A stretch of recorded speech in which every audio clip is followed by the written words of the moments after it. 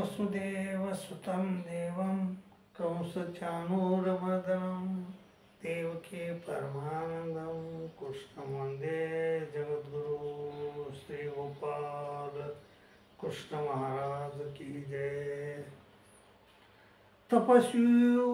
तपस्वी भेव धिको योगी ज्ञानी भेवपी मतोधिक कर्मी भेच्या धिको योगी तस्मात देवगी भाव अर्जुन। श्रीकृष्ण महाराज अर्जुना म्हणले, अर्जुना तपस्व्यापेक्षा योगी श्रेष्ठ आहे, ज्ञानीपेक्षा श्रेष्ठ आहे। तपस्वी भेव धिको योगी ज्ञानी भेवपी मतोधिक कर्मी भीच्या धिक कर्मयोगापेक्षा ही योगी श्रेष्ठ आहे आणि म्हणून तू योगी हो। योग म्हणजे परमेश्वराचं चिंतन करणे आणि योगी म्हणजे परमेश्वराचं चिंतन करणारा माणूस। असा योगी होण्याचा सल्ला श्रीकृष्ण महाराजांना अर्जुनाला 6व्या अध्यायात दिला। पहिल्या अध्यायात श्रीकृष्ण महाराज बोललेच नाही। दुसऱ्या अध्यायामध्ये श्रीकृष्ण महाराजांना अर्जुनाला सांगितलं, अर्जुना तुझं मन एकाग्र कर, स्थितप्रज्ञ हो, मन एक कर आणि युद्ध कर। तर मग अर्जुनाने विचारलं की बाबा माझं मन एकाग्र तर कसं करू, मी एक चित्त मन कसं करू, मी स्थितप्रज्ञ कसा हो।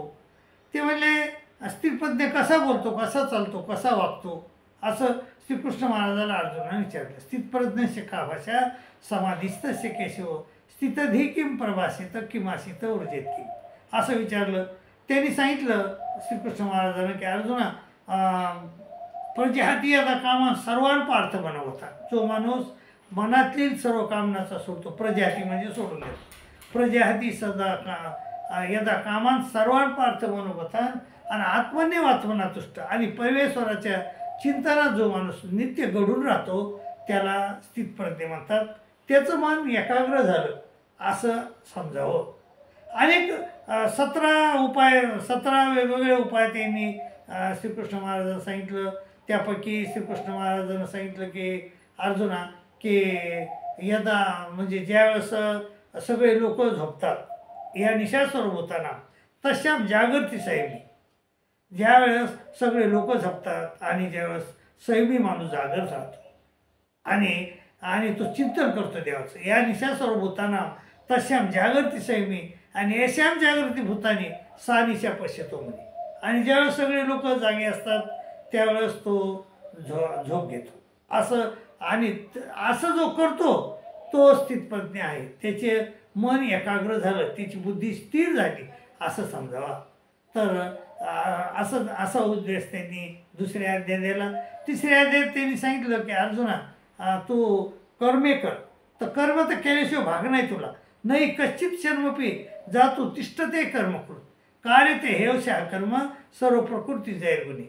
प्रकृतीच्या गुणानुसार कर्म होतच असतात, त्यामुळे तू कर्म कर, पण कर्म कोणचे कर, यज्ञार्थात कर्मणो नेत्र लोकयम कर्मबंधन।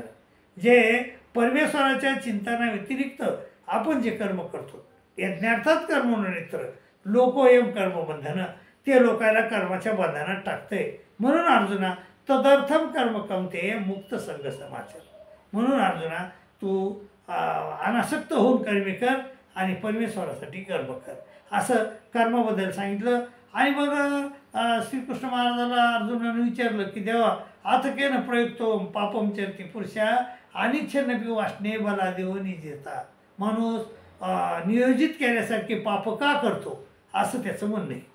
तर श्रीकृष्ण महाराज म्हणले बरोबर आहे अर्जुना, तर त्याच्यासाठी कोण कारणीभूत आहे, त्याला पाप करायला माणूस हे पाप का करतो, तर काम येश क्रोध येश, हा काम हा क्रोध रजोगुणापासून उत्पन्न होतात।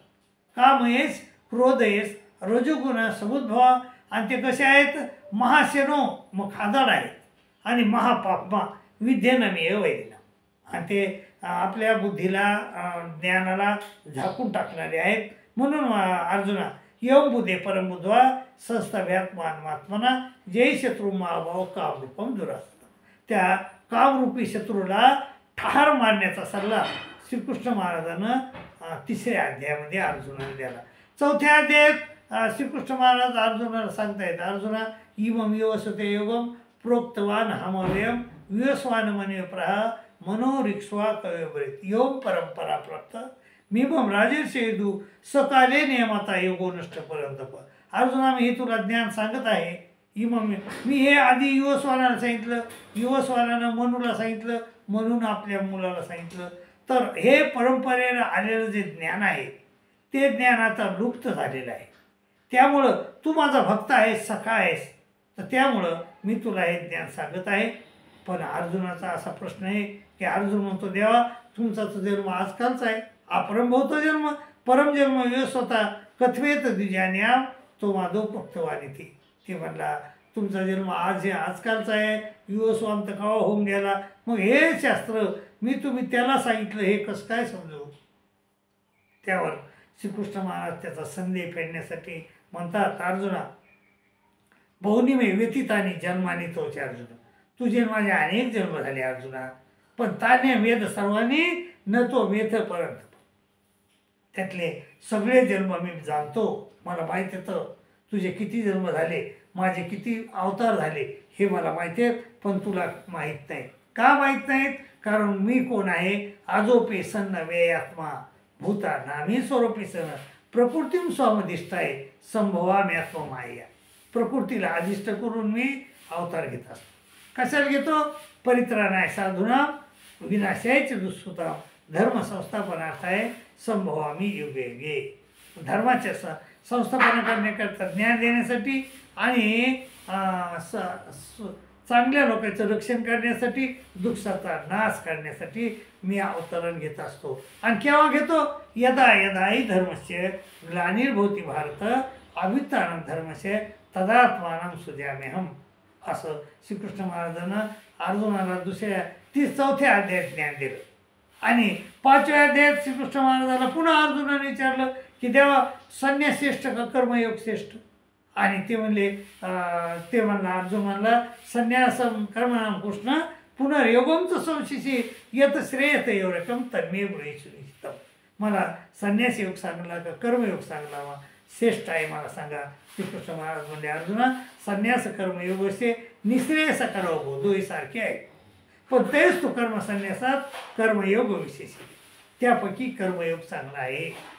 कारण काय म्हणते ते नेस नित्य संन्यासी येऊन द्वेष्टी न कांक्षते निर्द्वंद्वही महाभाव सुखम बंधात पोहोचते.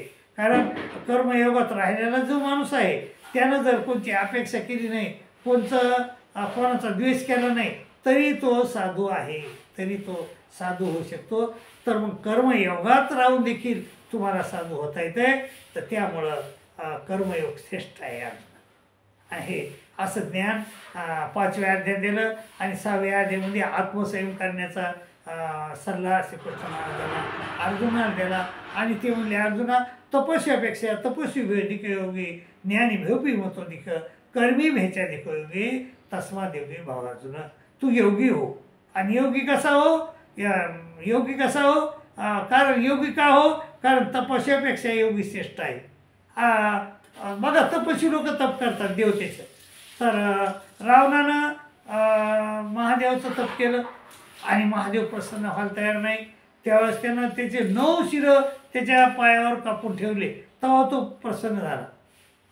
आणि मग प्रसन्न झाल्यावर यानं काय मागितलं? 14 चौकडी राज्य मागितलं. आणि ते राज्य भोगून शेवटी मारावंच लागलं. म्हणजे तपस्याचं जीवन शेवट चांगला झाला नाही का योग्याचा जन्म शेवटी चांगला होत असतो. कारण योगी जरी त्यानं तो योग त्यानं करता परमेश्वराचं चिंतन करता ते योग सुटला तरी बी तर त्याचा जन्म नाही का सुचिनाम श्रीमताम घे चांगल्या श्रीमंत सुखी श्रीमंताच्या घरी त्याचा जन्म होत असतो. आणि हा जो तपस्वी आहे हा वाईट कर्म केल्यामुळे नरकाला जात असतो. त्यामुळं तपस्वी भेवधिक योगी तपस्वी योगी श्रेष्ठ आहे. ज्ञानी भेवपी मतोधिक. ज्ञान असून देखील तो जर वाईट वागत असेल तर त्याच्यापेक्षा परमेश्वराचं चिंतन करणारा जो योगी आहे तो कधीही श्रेष्ठ आहे.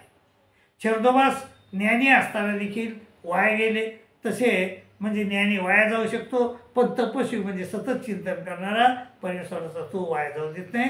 त्यामुळे ज्ञानी भेवपी म्हणतो अधिक आणि कर्मी विचारिक योगी कर्मयोगापेक्षा देखील हा कोण श्रेष्ठ आहे, हा योगी श्रेष्ठ आहे.